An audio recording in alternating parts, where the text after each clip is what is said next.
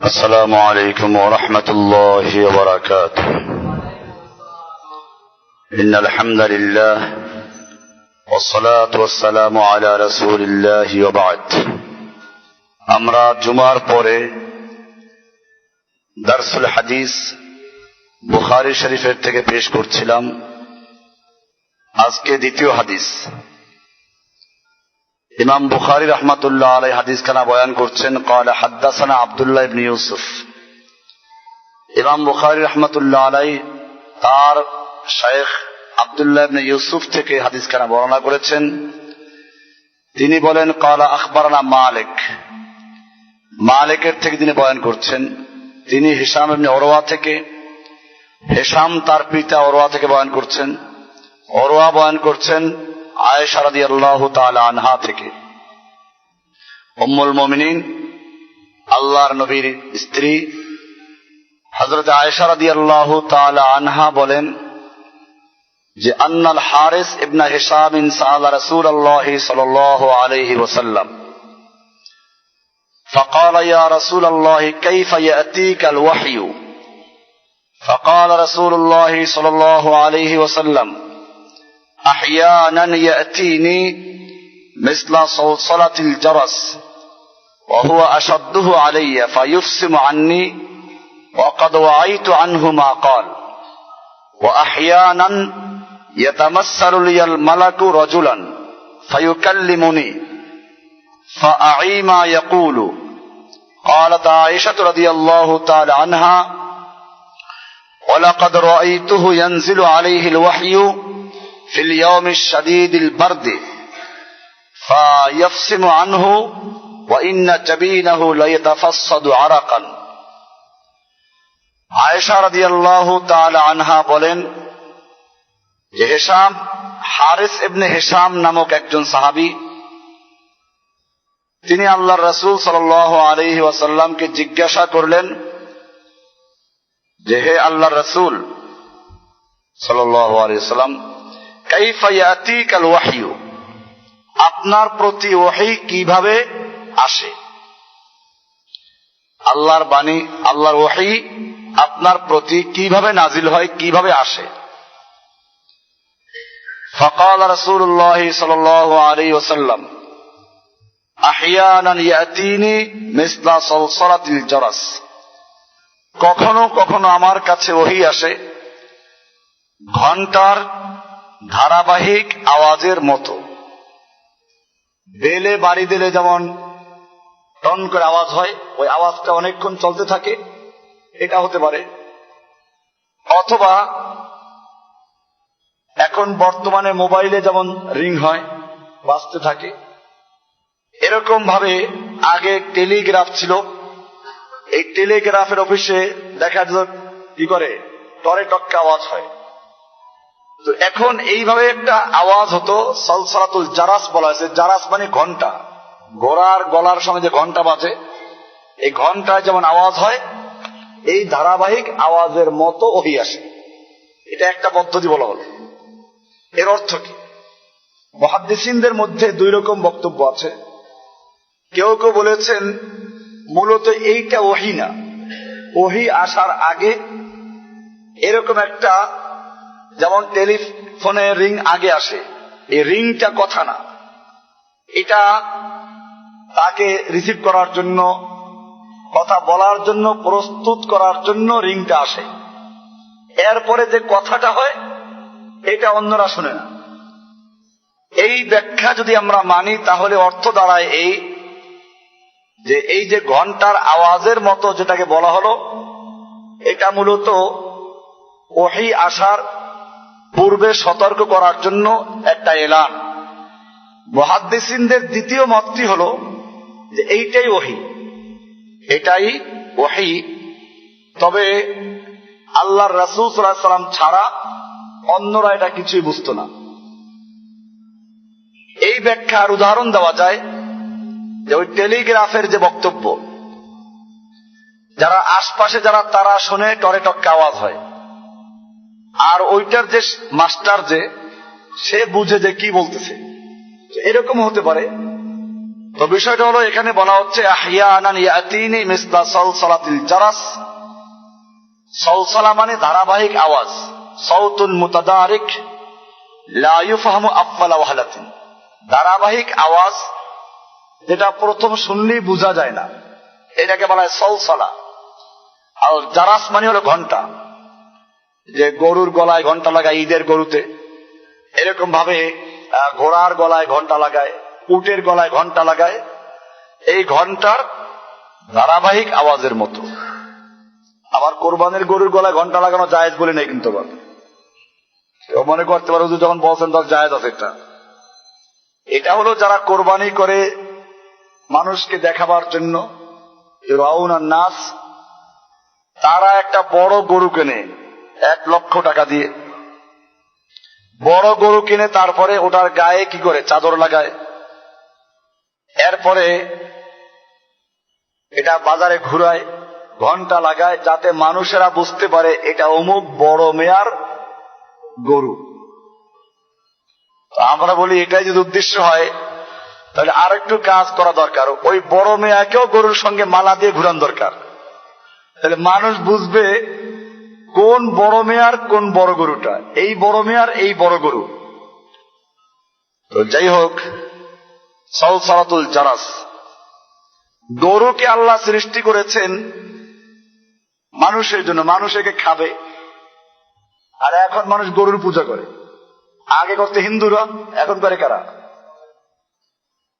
এই যে লক্ষ লক্ষ কোটি কোটি হিন্দু গরুর পূজা করে, অথচ গরু আল্লাহ সৃষ্টি করেছেন কাদের জন্য?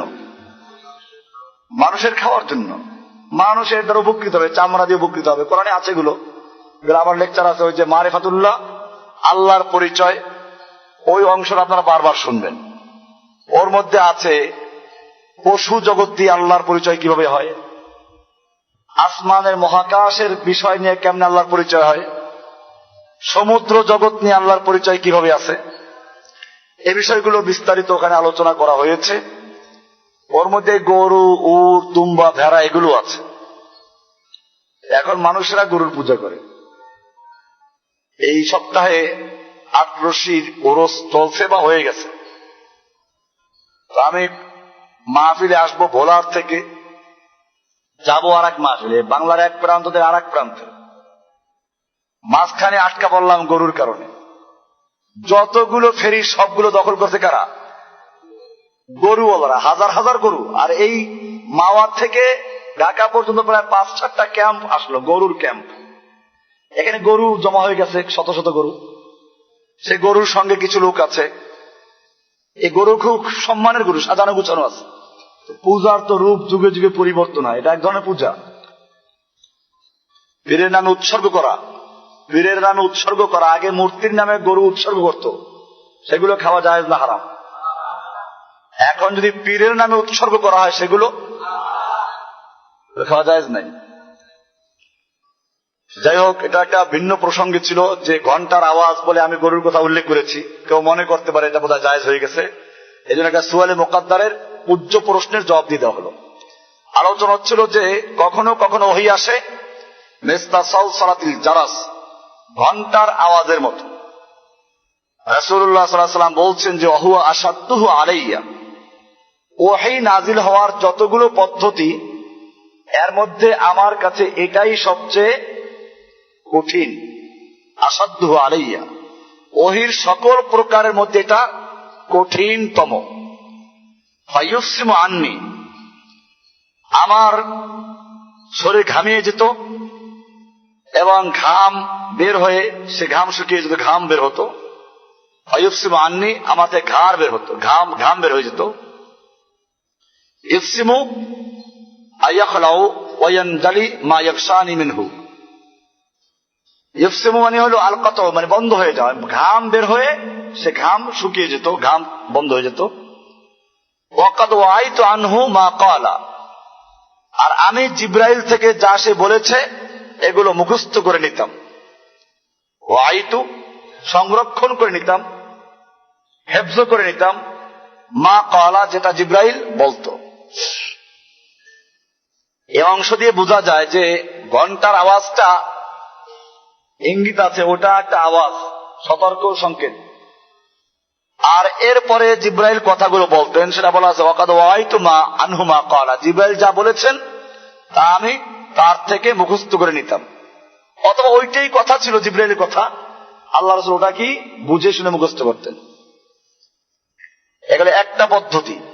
ওয়া আহইয়ানান ইয়াতামাসসালু লিয়াল মালাকু রাজুলান, আবার কখনো আমার কাছে ওহী আসে কিভাবে, ইয়াতামাসসালু লিয়াল মালাকু রাজুলান, ফেরেশতা একজন পুরুষের সূরত ধারণ করে আমার সামনে প্রকাশিত হয়। ইয়াতামাসসালু আকৃতি ধারণ করে, মিসাল ধারণ করে। জিব্রাইল বা ফেরেশতা যিনি ওহী নিয়ে আসলেন, মালাক রাজুলান, একটা ব্যক্তি, একটা মানুষের সূরত ধরে আসে। ফায়ুকাল্লিমুনি, সে এসে আমার সঙ্গে কথা বলে।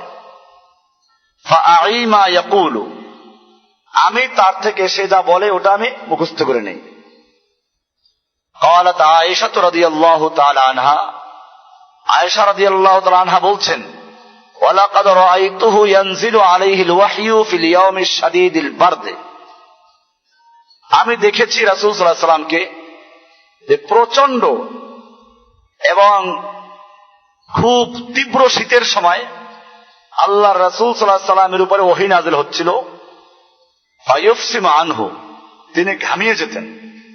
আসলে ইউফসিম হলো ঘাম শুকিয়ে যাওয়া, ঘাম বন্ধ হয়ে যাওয়া, তার মানে ঘামাইলেই তো ঘাম বন্ধ হয়, এরকম ঘামিয়ে যেতেন সেটা বলা উদ্দেশ্য এখানে। ওয়া আন্না জাবিনাহু লা ইয়াতাফাসসাদু আরাকান, আর দেখতাম যে আল্লাহ রাসূল সাল্লাল্লাহু আলাইহি ওয়াসাল্লামের ললাটে দিয়ে, কপাল দিয়ে ঘাম বেয়ে পড়তো, টপ টপ করে ঘাম পড়তো। প্রচন্ড শীতের সময়, তীব্র শীতের সময় আল্লাহ রাসূল সাল্লাল্লাহু আলাইহি ওয়াসাল্লামের চেহারা দিয়ে, কপাল থেকে ঘাম পড়তো।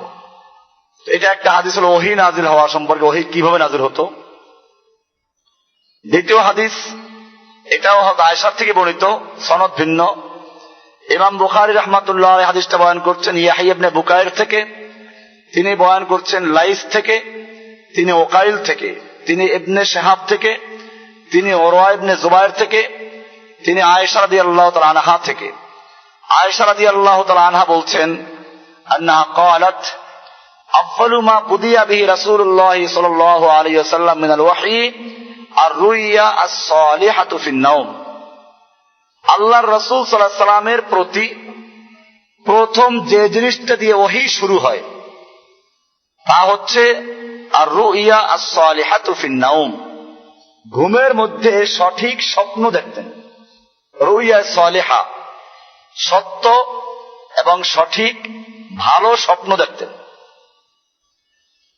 ফাকানা লা ইয়ারা রুয়ান ইল্লা জাআত মিসলা ফালাকিস সুবহ, আল্লাহর রাসূল সাল্লাল্লাহু আলাইহি ওয়াসাল্লাম যে স্বপ্নটা রাতের বেলায় দেখতেন ওটা দিনের বেলায় একেবারে সুবহে সাদেক যেমন আকাশ চিরে আলোকিত হয়ে বের হয়ে আসে, এরকম ভাবে দিবালোকের ন্যায়, আমরা বলি বাংলা দিবালোকের ন্যায়, দিনের আলোর ন্যায়।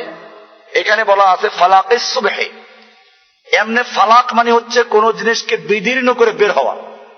একটা দানা, এটা চিরে যেমন তার থেকে গাছের চারা বের হয়, অঙ্কুর বের হয়, ওটাকে বলা হয় ফালাক। এখানে বলা আছে মিসলা ফালাকিস সুবহ, সকাল যেরকম, সকালের আলো যেরকম অন্ধকারকে চিরে, অন্ধকারকে বিদীর্ণ করে বের হয়ে আসে, আল্লাহর নবী সাল্লাল্লাহু আলাইহি ওয়াসাল্লাম রাতের বেলা যে স্বপ্ন দেখতেন দিনের বেলায় সেটা এরকম আলোকিত এবং বাস্তবায়িত হতো।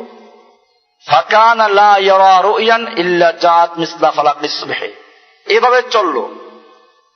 মুহাদ্দিসিনে কেরাম বা অন্য হাদিসে আছে যে এটা প্রায় 6 মাস পর্যন্ত এরকম আল্লাহ রাসূল সাল্লাল্লাহু আলাইহি ওয়াসাল্লাম স্বপ্ন দেখতেন, এবং রাতের বেলা যে স্বপ্ন ঘুমে দেখতেন দিনে ওটা একেবারে বাস্তবায়িত হতো, দিবালোকের মতো, দিনের আলোর মতো বাস্তবায়িত হতো।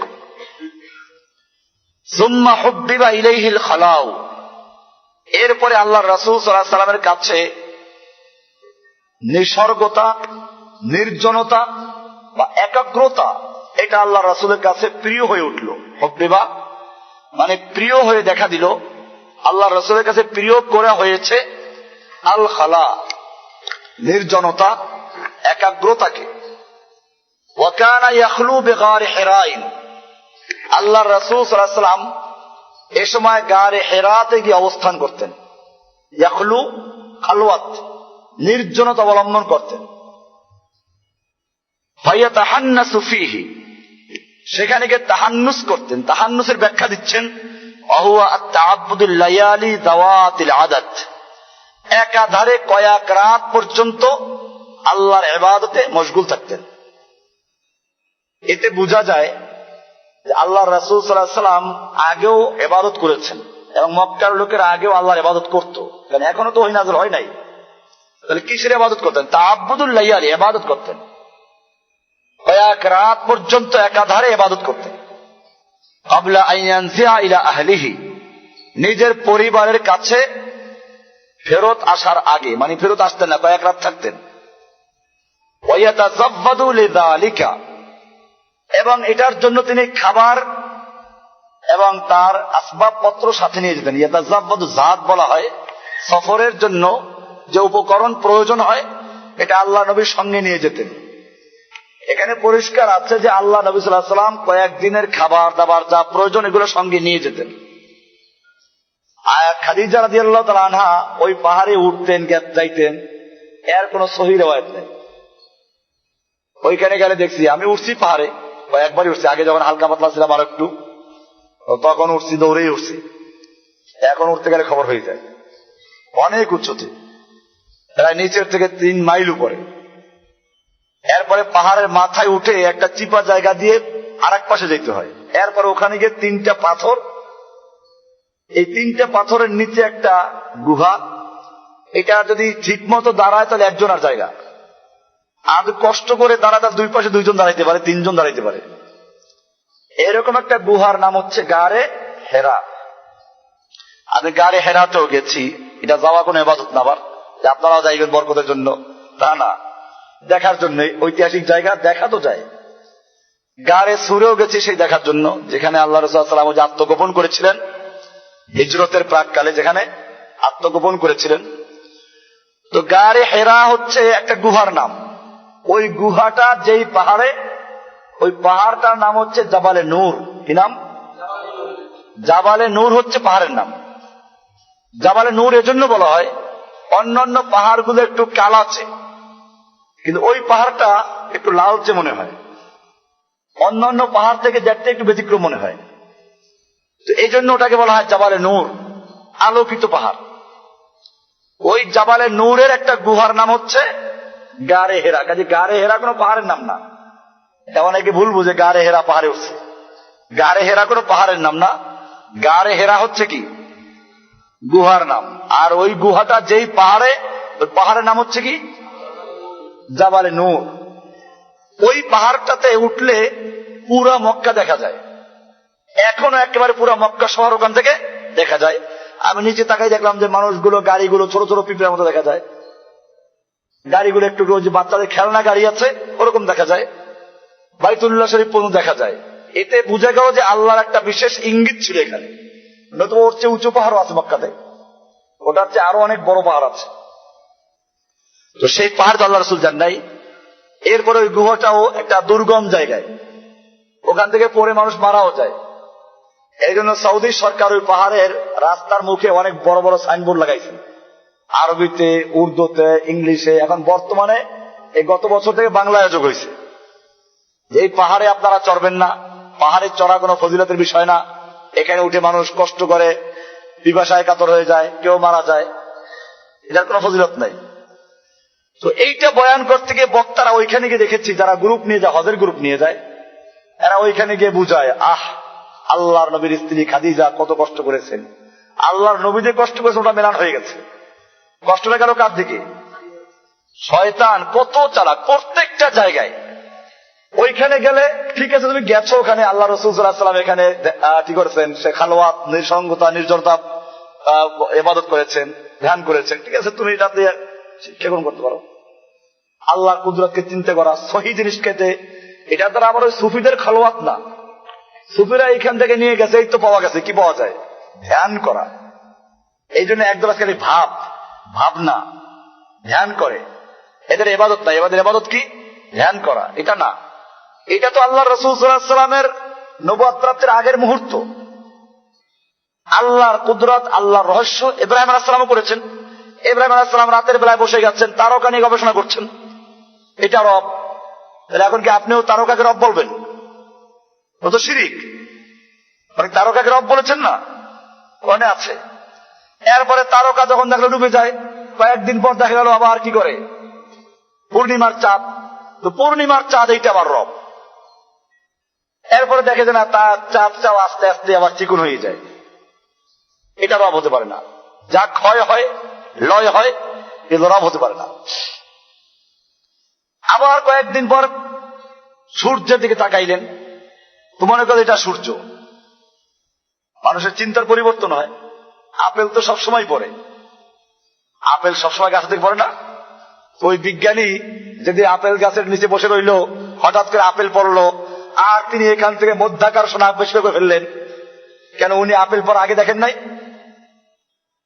কত কিছু তো পড়ে, গাছের পাতা পড়ে, আপেল পড়ে, কমলা পড়ে, বড়ই পড়ে, তাল পড়ে। তাল তো বেশি, তাল পড়ার প্রবাদ আছে। তাল পড়া দিয়ে উনি মধ্যাকর্ষণ আবিষ্কার করতে পারতেন না? এটা হচ্ছে মানুষের এক এক সময় এক একটা মুহূর্ত চিনতে আসে। তো যাই হোক, ইব্রাহিম আলাইহিস সালাতু ওয়াস সালাম সূর্যের দিকে তাকাইলেন। সূর্য আগেও ছিল, তো এবারে বুঝলেন যে সূর্য রব। আচ্ছা, উনি যেই মুহূর্তে চন্দ্রকে রব বললেন, সূর্যকে রব বললেন, তারকাকে রব বললেন, এগুলো শিরিক কিনা? এগুলো অবশ্যই শিরিক। বাকি হচ্ছে উনি গবেষণা করছিলেন, এগুলো গবেষণা, উনি এগুলোকে চূড়ান্ত সিদ্ধান্ত নেন না, মনে করেন এটা হতে পারে। অথবা ওই জাতি যা করে তা না, এটা নিশ্চিত। তাহলে কে? এটা খোঁজার জন্য তিনি এই তালাশে ছিলেন। আর তালাশ করতে গিয়ে যদি কেউ ভুলের মধ্যে যায়, হকের তালাশে আছে, আল্লাহ তাআলা তাকে হকের পথ দেখাবেন। একটু তিনি ভুল করেছিলেন। উনি ওখানে দেখেন, কোরআনে খুলে দেখবেন, ওখানে লেখা আছে এই যে তারকা নিয়ে গবেষণা করছেন, চাঁদ নিয়ে গবেষণা করছেন, আর আগে বলেন নাই যে আমাকে আমার রব যদি হেদায়েত দেন তাহলে হেদায়েত পাবো, নইলে ধ্বংস হয়ে যাবো, এটা বলেন নাই। যে কারণে আল্লাহ তাআলা তাকে সুযোগ দিয়েছেন, ঠিক আছে করো।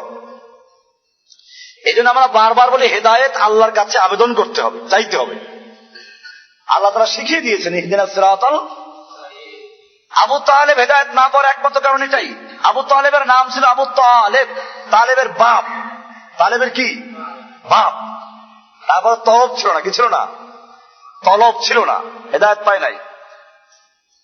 তো এই জন্য এরপরে ইব্রাহিম আলাইহিস সালাম কি সুন্দর করে বললেন, লাইল্লাম ইয়াহদিনি রব্বি। আল্লাহু আকবার, কি সুন্দর কথা। আমাকে যদি আমার রব হেদায়েত না দেন, তাহলে কি আছে আয়াত? লাইল্লাম ইয়াহদিনি রব্বি, আমার রব যদি আমাকে হেদায়েত না দেন তাহলে আমি ক্ষতিগ্রস্ত হয়ে যাব, আমি জালেম হয়ে যাব।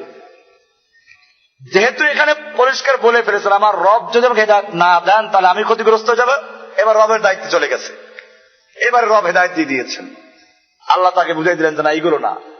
লা তাসজুদু লিশ-শামসি ওয়াল কামার ওয়া মিন আয়াতিহি আল-লাইলু ওয়ান-নাহার।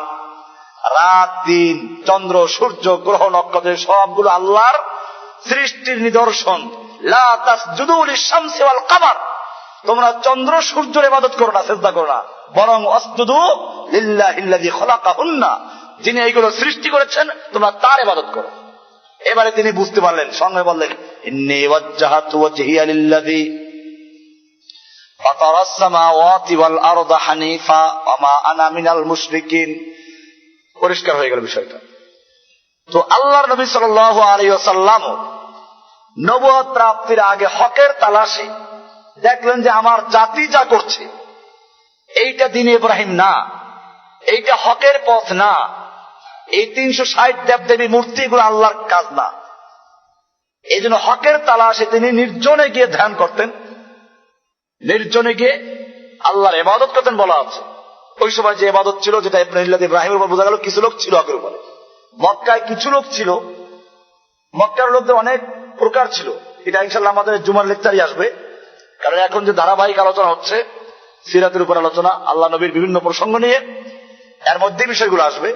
মক্কার তৎকালীন অবস্থানটা কি ছিল সেখানে আসবে। যে মানুষ মুসলিমেও ছিল নাস্তিক, বাংলাদেশেও কিছু নাস্তিক আছে। ঢাকা বিশ্ববিদ্যালয়ের বাংলা বিভাগ গেলে কিছু কি পাওয়া যাবে? নাস্তিক পাওয়া যাবে। আহমদ শরীফের শিষ্যরা আছে না, এরা নাস্তিক। এই নাস্তিকদের কথা কোরআনে বলা আছে, তারা বলতো একেবারে একই কথা, ইন হিয়া ইল্লা হায়াতুনা দুনিয়া নামুতু ওয়া নাহইয়া। জীবন তো একটাই, দুনিয়ার জীবন, দুনিয়াটা মস্ত বড়, খাওয়া দাওয়া ফুর্তি করো।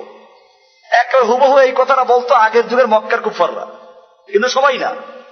মক্কার কুফার সবাই নাস্তিক ছিল না, কিন্তু এটা একটা গ্রুপ। যেমন বললাম যে বাংলাদেশে একটা গ্রুপ আছে, কোথায়? ঢাকা বিশ্ববিদ্যালয়ের বাংলা বিভাগে। সবাইকে দোষ দিয়ে না, বাংলা বিভাগের কিছু, তা সবাই না। যারা আহমদ শরীফের শিষ্য, কবির চৌধুরীর শিষ্য, এরকম হুমায়ুন আজাদের শিষ্য, কবি শামসুর রহমানের শিষ্য, এদের নাম কি সুন্দর দেখছেন নাকি? বোঝা গেল এই লোকের মা বাপ কি ছিল, মোটামুটি ভালো ছিল, নাহলে এত সুন্দর নাম রাখে নাকি? তাদের মা বাপ তো বন্টু ঝন্টু রাখে নাই। বল্টু, জন্টু, পিন্টু, মন্টু, দুলু, ভুলু, আলু, খালু, লালু, ফালু। আপনারা কতগুলো বিএনপির সময় শুনছেন কতগুলো নাম ছিল? দুলু, ভুলু, লালু, ফালু, যত আলতু ফালতু সব কিনে গেছিল। এরকম এই সব নাম তো রাখে নাই। নামগুলো রেখেছিল কি সুন্দর, আহমদ শরীফ, শামসুর রহমান, রহমানের সূর্য, আল্লাহ সূর্য। আবার কি হুমায়ুন আজাদ, এটা যদিও ওই রকম কোন নাম না, কিন্তু তারপর একজন মুসলিম শাসকের নামে। এরকম ভাবে কি ছিল, কবির চৌধুরী। এইসব যে নামগুলো একেবারে খারাপ না এগুলো, কিন্তু দেখা যায় যে এই লোকগুলো নাস্তিক হয়ে গেল। মক্কাতে এরকম কিছু নাস্তিক ছিল, ওদের ব্যাপারে কোরআনে আয়াত আছে, ইন হিয়া ইল্লা হায়াতুনা দুনিয়া নামুতু ওয়া নাহইয়া। এই লোকগুলোরই কিছু লোকের আল্লাহ নবী যখন বললেন মৃত্যুর পরে আবার জীবিত হবে, তখন একেবারে পুরনো একটা হাড্ডি নিয়ে আসছে, ওই যে 1000 বছরের হাড্ডি নিয়ে আসছে। এটা বললো, একটা ফু দিল, এক পাশ দিয়ে ফু দিয়েছে, আর এক পাশ দিয়ে বের হয়ে চলে গেছে। দেখাইলো যেটা অসার, কোন এর মধ্যে কোনো প্রাণের কোনো অস্তিত্ব নাই। এরপরে আর এক চাপ গুড়ি করলো, পাউডার করলো, আল্লাহ নবীর সামনে এগুলো হচ্ছে। এরপরে আর এক ফু দিল উড়াইয়া। এরপরে যুক্তি, যে এই যে পাউডার করে দিলাম, বলো এগুলো কে জীবিত করবে, কেমনে জীবিত করবে?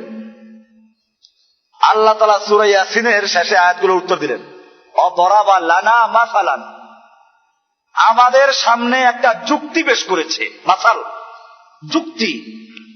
এরপরে আল্লাহ তাআলা একটা খোঁড়া, একটা ছোট্ট একটা খোঁচা দিলেন, অদরাবা লানা মাসালান ওয়া নাসিয়া খালকাহ, সে তার নিজের সৃষ্টিকে ভুলে গেছে। এরপরে আল্লাহ উত্তর দিচ্ছেন, কুল ইউহইহাল্লাযী আনশাআহা আফওয়ালা মাররা, হে নবী আপনি ওদেরকে জানিয়ে দিন, যে এই পাউডার করলো, উড়িয়ে দিল, ওকে বলে দিন এই হাড্ডি সেই মহান সত্তা, মহান বিজ্ঞানী, মহান জাত আবার পুনর্বার সৃষ্টি করবেন, যিনি আগে প্রথমবার সৃষ্টি করেছিলেন। কটকটিওয়ালারা পুরাতন জিনিস নিয়ে যায় না, পুরাতন জিনিস নিয়ে আবার নতুন করে নিয়ে আসে, এটা খুব সহজ। কিন্তু এই জিনিসগুলো প্রথম যারা তৈরি করেছে তারা কেউ সহজ তৈরি করতে পেরেছে? প্রথম তৈরি করতে অনেক চিন্তা গবেষণা করে তারপরে এটা তৈরি করতে হয়েছে। আল্লাহ তাআলা সেটা বললেন, তোমার এই হাড্ডিতে এখন তো আছে, এটা নমুনা আছে, পাউডার গুলো আছে, এই পাউডার গুলোকে একাত্র করে তৈরি করা তো কঠিন না। এগুলো একাত্র করবেন সে, তিনি যিনি প্রথমবার এগুলো সৃষ্টি করেছেন। তুমি কি চিন্তা করেছো এই হাড্ডিটা তৈরি করতে কি কি উপাদান লেগেছে, কত জায়গার জিনিস লেগেছে? কক্সবাজারের লবণ কয় মন খেয়েছে খবর আছে? এক উত্তরবঙ্গের চাল, এরপরে মোটা চাল, চিকন চাল, ডাল, মুসুরি ডাল, খেসারি ডাল, এরপরে কি আছে না ওই যে কুমিল্লা টাকায় লাসা লাসা মাসকলাই ডাল, এরপরে আপেল, আঙ্গুর, আলু বোখারা কাশ্মীর থেকে আসবে, এরপরে অস্ট্রেলিয়ার কি আছে আপেল, এরপরে এখন চায়নার ছোট ছোট আপেল, বড় আপেল, ছোট আপেল, মোটা আপেল, চিকন আপেল, এরপরে বেদানার দানা, তরমুজ, খরবুজ, কত কিছু। এরপরে মুরগি, কয়টা খোপের মুরগি খেয়েছে খবর আছে কিছু? এরপরে গরু, ছাগল, দুম্বা, উট, ভেড়া, মোষ, কি খাওয়া খাইলো। একটা হাড্ডি তৈরি হতে কত উপাদান ব্যবহার হয়েছে, এইটা আল্লাহ তাআলা আরেক জায়গায় বিস্তারিত উত্তর দিয়েছেন সূরা আবাসার মধ্যে। সেখানে বলা আছে, ফালিয়ানজুরিল ইনসানু ইলা তাআমি, মানুষ তার খাদ্যের দিকে তাকাক না, কি উপাদান দিয়ে তাকে আমি তৈরি করছি। আন্না সাবাবনাল মাআ সাব্বা, আমি তার জন্য পানি প্রবাহিত করে দিয়েছি। সুম্মা শাকাকনাল আরদা শাক্কা, এরপরে আমি জমিনকে বিদীর্ণ করে দিয়েছি, চিরে দিয়েছি, তারপর গাছ ওঠে। আবার জমিনটাকে তক্তা বানাই দিত, নিচে কিছু উঠতে পারত। শাকাকনাল আরদা শাক্কা, এরপরে একই জমিনে একই জায়গায় আমের বাগান যারা করে, আম গাছ বড় হওয়ার আগ পর্যন্ত ওখানে আরো ফসল দেয়। একই জমিনে আমের গাছ আছে, ফাঁকে সরিষা আছে, আবার আপেল আছে, আঙ্গুর আছে, আবার দেখা যায় যে কি আছে, ধান আছে। আল্লাহ বলছেন একই জমিনের একই পানি একই সার, কিন্তু কয়েক প্রকারের গাছের মধ্যে কয়েক প্রকারের ফল ধরলো, প্রত্যেকটার স্বাদ আলাদা আলাদা।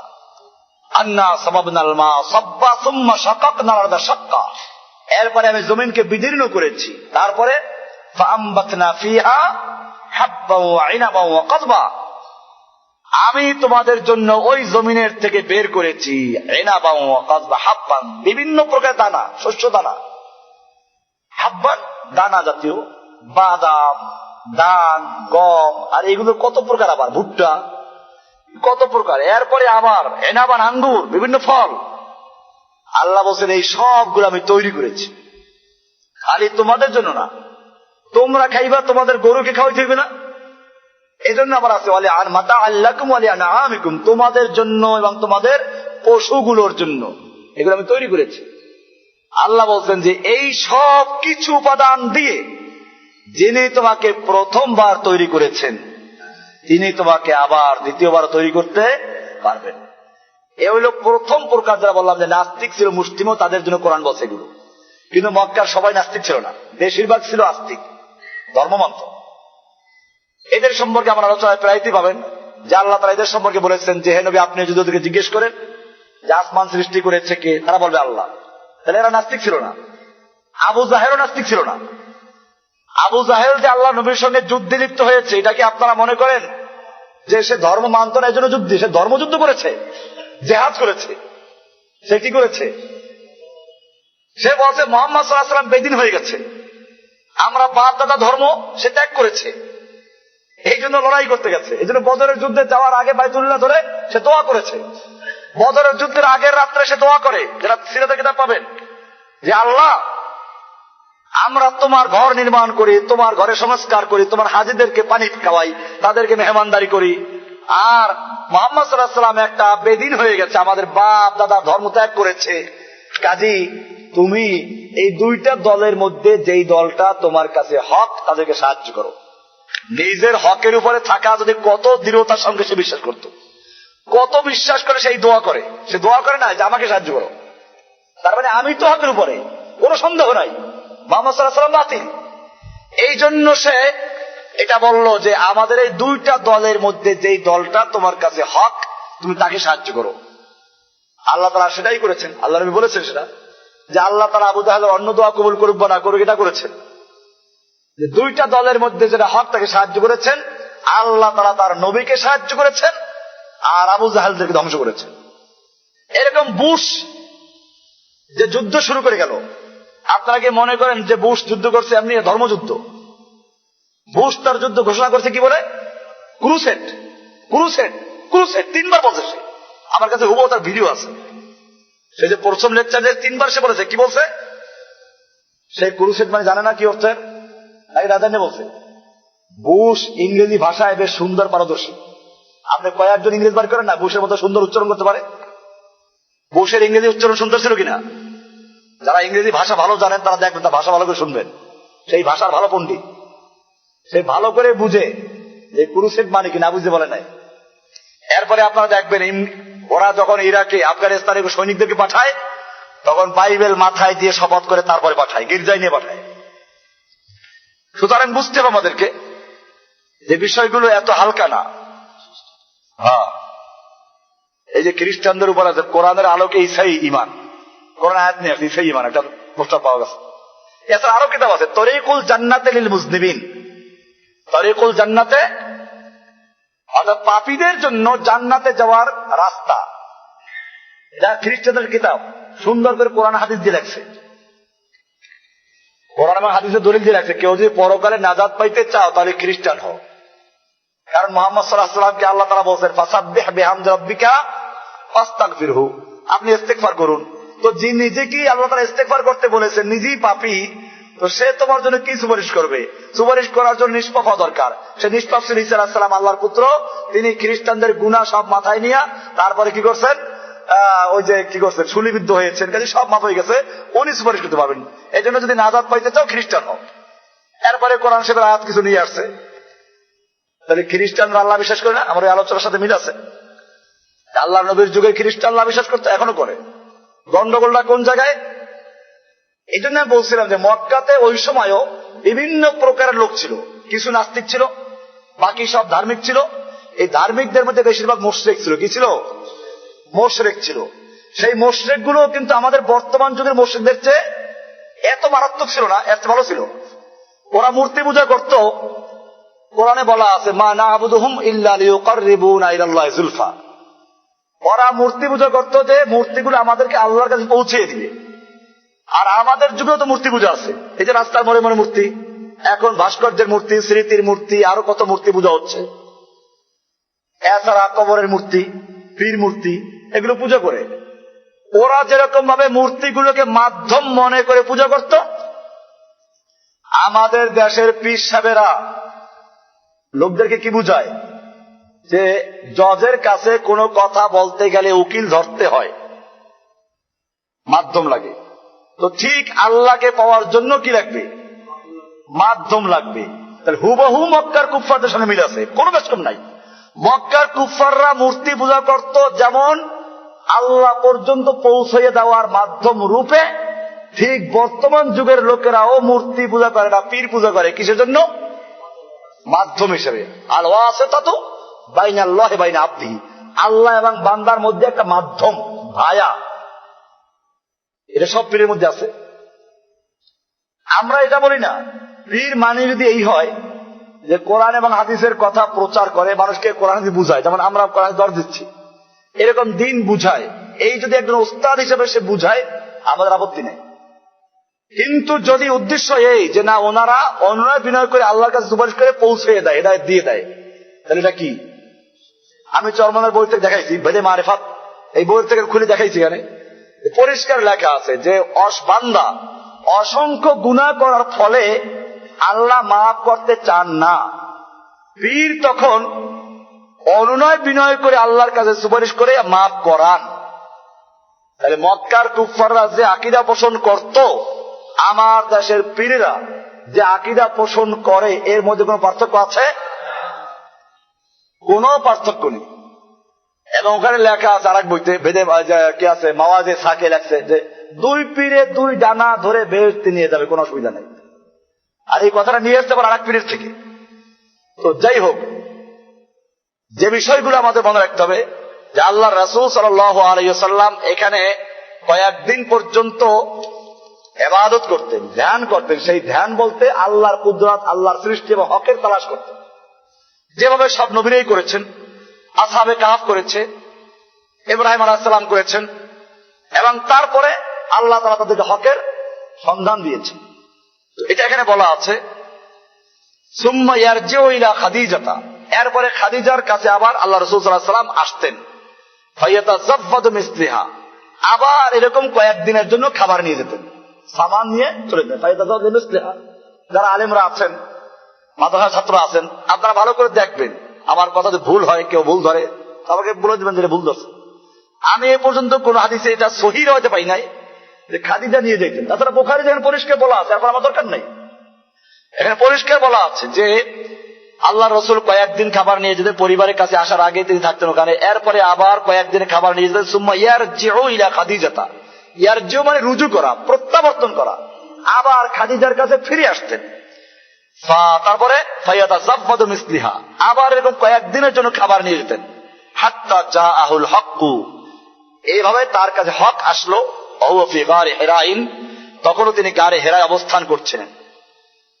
তো এখানে হক আসলো। ফাজাআহুল মালাকু, ফেরেশতা আসলেন। ফাকালা ইকরা, ফেরেশতা এসে বললেন যে ইকরা, পড়ো। ফাকালা, রাসূল সাল্লাল্লাহু আলাইহি ওয়াসাল্লাম বললেন, ফাকুলতু মা আনা বিকারিন, আমি বললাম যে আমি তো পাঠক নই, পড়তে পারি না। ইনশাআল্লাহ এই পর্যন্ত আজকে থাকলো। আগামী আলোচনায় ইনশাআল্লাহ এর পরে থেকে আলোচনা হবে। দারসুল হাদিস আপনারা নিয়মিত অংশগ্রহণ করবেন, ইনশাআল্লাহ অনেক কিছু জানা যাবে। আর আমরা ওই মুখস্থ যে বিদ্যা, এটা আর থাকবে না ইনশাআল্লাহ। আপনারা ঘরে গিয়ে প্রত্যেক হাদিস কিনবেন, কিনে আবার মিলাবেন, পড়বেন, তাহলে এটা স্থায়ী থাকবে। কিছু পয়সা খরচ করবেন কিতাবের জন্য। এটা আজকে বন্ধু রইল ইনশাআল্লাহ। আসসালামু আলাইকুম ওয়া রাহমাতুল্লাহি ওয়া বারাকাতুহু। ইন্নাল হামদালিল্লাহ ওয়াসসালাতু ওয়াসসালামু আলা রাসূলিল্লাহি ওয়া বা'দ। আমরা জুমার পরে দারসুল হাদিস বুখারী শরীফের থেকে পেশ করছিলাম। আজকে দ্বিতীয় হাদিস। ইমাম বুখারী রাহমাতুল্লাহ আলাইহি হাদিস খানা বয়ান করছেন, ক্বালা হাদাসানা আব্দুল্লাহ ইবনে ইউসুফ। ইমাম বুখারী রাহমাতুল্লাহ আলাইহি তার শায়খ আব্দুল্লাহ ইবনে ইউসুফ থেকে হাদিস খানা বর্ণনা করেছেন। তিনি বলেন, ক্বালা আখবারানা মালিক। মালিকের থেকে তিনি বয়ান করছেন। তিনি হিশাম ইবনে উরওয়া থেকে, হিশাম তার পিতা উরওয়া থেকে বয়ান করছেন। উরওয়া বয়ান করছেন আয়েশা রাদিয়াল্লাহু তাআলা আনহা থেকে। উম্মুল মুমিনিন, আল্লাহর নবীর স্ত্রী হযরত আয়েশা রাদিয়াল্লাহু তাআলা আনহা বলেন যে আন্নাল হারিস ইবনে হিশাম সাআলা রাসূলুল্লাহ সাল্লাল্লাহু আলাইহি ওয়াসাল্লাম فقال يا رسول الله كيف يأتيك الوحي فقال رسول الله صلى الله عليه وسلم أحيانا يأتيني مثل صلصلة الجرس وهو أشده علي فيفصم عني وقد وعيت عنه ما قال وأحيانا يتمثل لي الملك رجلا فيكلمني فأعي ما يقول. قالت عائشة رضي الله تعالى عنها ولقد رأيته ينزل عليه الوحي في اليوم الشديد البرد فيفصم عنه وإن جبينه ليتفصد عرقا. আয়েশা রাদিয়াল্লাহু তাআলা আনহা বলেন যে হিশাম, হারিস ইবনে হিশাম নামক একজন সাহাবী, তিনি আল্লাহর রাসূল সাল্লাল্লাহু আলাইহি ওয়াসাল্লামকে জিজ্ঞাসা করলেন যে হে আল্লাহর রাসূল সাল্লাল্লাহু আলাইহি ওয়াসাল্লাম, কাইফা ইয়াতিকাল ওয়াহয়ু, আপনার প্রতি ওহী কিভাবে আসে? আল্লাহর বাণী, আল্লাহর ওহী আপনার প্রতি কিভাবে নাজিল হয়, কিভাবে আসে? ফাকাল রাসূলুল্লাহ সাল্লাল্লাহু আলাইহি ওয়াসাল্লাম আহইয়ানান ইয়াতিনি মিসলা সালসালাতিল জারাস, কখনো কখনো আমার কাছে ওহী আসে ঘন্টার ধারাবাহিক আওয়াজের মতো। বেলে বাড়ি দিলে যেমন টন করে আওয়াজ হয়, ওই আওয়াজটা অনেকক্ষণ চলতে থাকে, এটা হতে পারে। অথবা এখন বর্তমানে মোবাইলে যেমন রিং হয়, বাজতে থাকে, এরকম ভাবে আগে টেলিগ্রাফ ছিল। এই টেলিগ্রাফের অফিসে দেখা যেত কি করে, টরে টক্কা আওয়াজ হয়। তো এখন এইভাবে একটা আওয়াজ হতো, সালসালাতুল জারাস বলা হয়েছে। জারাস মানে ঘন্টা, ঘোড়ার গলার সময় যে ঘন্টা বাজে, এই ঘন্টায় যেমন আওয়াজ হয়, এই ধারাবাহিক আওয়াজের মতো ওহী আসে। এটা একটা পদ্ধতি বলা হল। এর অর্থ কি? মুহাদ্দিসিনদের মধ্যে দুই রকম বক্তব্য আছে। কেউ কেউ বলেছেন মূলত এইটা ওহী না, ওহী আসার আগে এরকম একটা, যেমন টেলিফোনে রিং আগে আসে, এই রিংটা কথা না, এটা তাকে রিসিভ করার জন্য, কথা বলার জন্য প্রস্তুত করার জন্য রিংটা আসে। এরপরে যে কথাটা হয় এটা অন্যরা শুনে না। এই ব্যাখ্যা যদি আমরা মানি তাহলে অর্থ দাঁড়ায় এই যে এই যে ঘন্টার আওয়াজের মতো যেটাকে বলা হলো, এটা মূলত ওহী আসার পূর্বে সতর্ক করার জন্য একটা এলান। মুহাদ্দিসিনদের দ্বিতীয় মতটি হলো যে এইটাই ওহী, এটাই ওহী। তবে আল্লাহর রাসূল সাল্লাল্লাহু আলাইহি ওয়াসাল্লাম ছাড়া অন্যরা এটা কিছুই বুঝতো না। এই ব্যাখ্যার উদাহরণ দেওয়া যায় যে ওই টেলিগ্রাফের যে বক্তব্য, যারা আশপাশে যারা তারা শুনে টরে টক্কা আওয়াজ হয়, আর ওইটার যে মাস্টার যে সে বুঝে যে কি বলতেছে। এরকম হতে পারে তো বিষয়টা হলো এখানে বলা হচ্ছে আহিয়ানান ইয়াতিনি মিসলা সালসালাতিল জারাস। সালসালা মানে ধারাবাহিক আওয়াজ, সাউতুল মুতাদারিক লা ইউফহামু আফলা ওয়াহলাতিন, ধারাবাহিক আওয়াজ যেটা প্রথম শুনলেই বোঝা যায় না, এটাকে বলা হয় সালসালা। আর জারাস মানে হলো ঘন্টা, যে গরুর গলায় ঘন্টা লাগায় ঈদের গরুতে, এরকম ভাবে ঘোড়ার গলায় ঘন্টা লাগায়, উটের গলায় ঘন্টা লাগায়, এই ঘন্টার ধারাবাহিক আওয়াজের মতো। আবার কোরবানের গরুর গলায় ঘন্টা লাগানো জায়েজ বলে নেই কিন্তু, কেউ মনে করতে পারে হুজুর যখন বলছেন তখন জায়েজ আছে।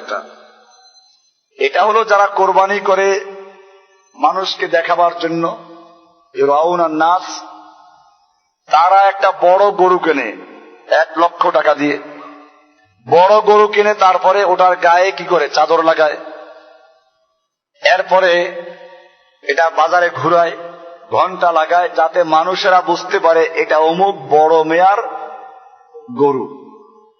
আমরা বলি এটাই যদি উদ্দেশ্য হয় তাহলে আর একটু কাজ করা দরকার, ওই বড় মেয়াকেও গরুর সঙ্গে মালা দিয়ে ঘুরান দরকার, তাহলে মানুষ বুঝবে কোন বড় মেয়ার কোন বড় গরুটা, এই বড় মেয়ার এই বড় গরু।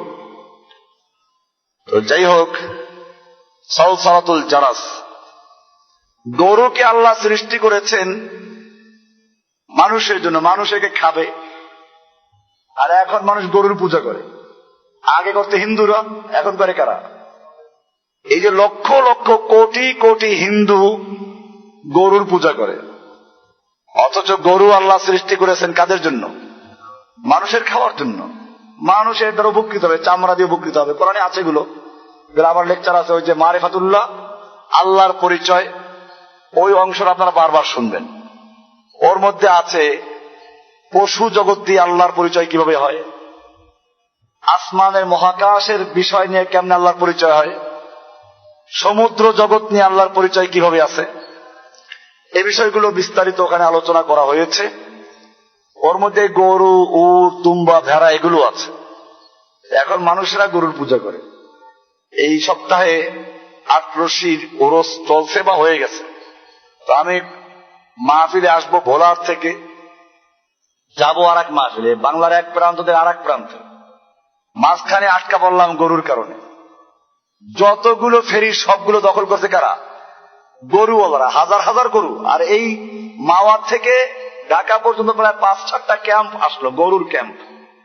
এখানে গরু জমা হয়ে গেছে, শত শত গরু।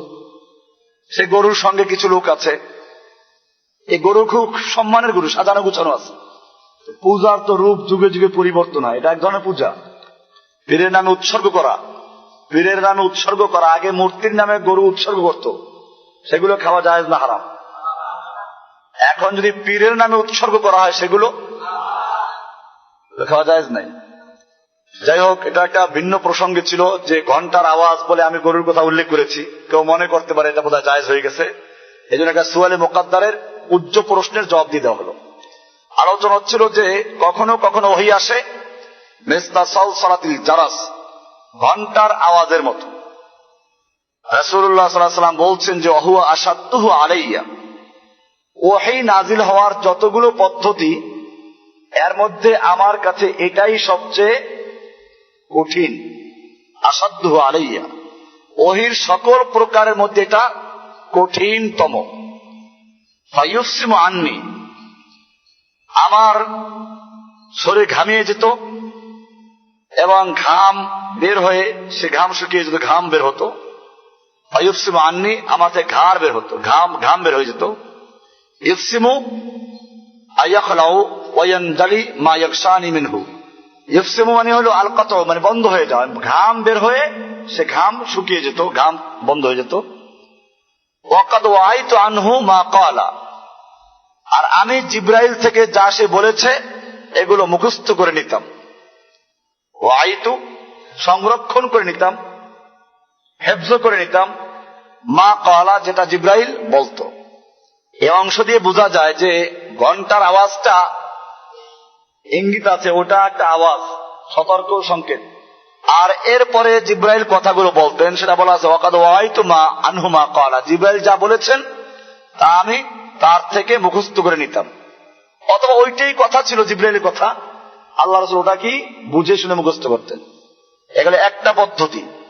ওয়া আহইয়ানান ইয়াতামাসসালু লিয়াল মালাকু রাজুলান, আবার কখনো আমার কাছে ওহী আসে কিভাবে, ইয়াতামাসসালু লিয়াল মালাকু রাজুলান, ফেরেশতা একজন পুরুষের সূরত ধারণ করে আমার সামনে প্রকাশিত হয়।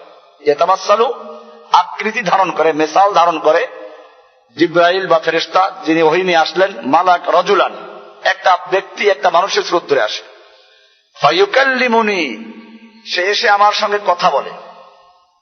ফাআই মা ইয়াকুলু, আমি তার থেকে সে যা বলে ওটা আমি মুখস্থ করে নেই। ক্বালাত আয়েশা রাদিয়াল্লাহু তাআলা আনহা, আয়েশা রাদিয়াল্লাহু তাআলা আনহা বলছেন, ওয়ালাকাদ রাআইতুহু ইয়ানজিলু আলাইহিল ওয়াহয়ু ফিল ইয়াউমিশ শাদীদিল বারদ, আমি দেখেছি রাসূল সাল্লাল্লাহু আলাইহি ওয়াসাল্লামকে যে প্রচন্ড এবং খুব তীব্র শীতের সময় আল্লাহ রাসূল সাল্লাল্লাহু আলাইহি ওয়াসাল্লামের উপরে ওহী নাযিল হচ্ছিল। ফায়ুফসিমু আনহু, তিনি ঘামিয়ে যেতেন। আসলে ইউফসিম হলো ঘাম শুকিয়ে যাওয়া, ঘাম বন্ধ হয়ে যাওয়া, তার মানে ঘামাইলেই তো ঘাম বন্ধ হয়, এরকম ঘামিয়ে যেতেন সেটা বলা উদ্দেশ্য এখানে। ওয়া আন্না জাবিনাহু লা ইয়াতাফাসসাদু আরাকান, আর দেখতাম যে আল্লাহ রাসূল সাল্লাল্লাহু আলাইহি ওয়াসাল্লামের ললাটে দিয়ে, কপাল দিয়ে ঘাম বেয়ে পড়তো, টপ টপ করে ঘাম পড়তো। প্রচন্ড শীতের সময়, তীব্র শীতের সময় আল্লাহ রাসূল সাল্লাল্লাহু আলাইহি ওয়াসাল্লামের চেহারা দিয়ে, কপাল থেকে ঘাম পড়তো।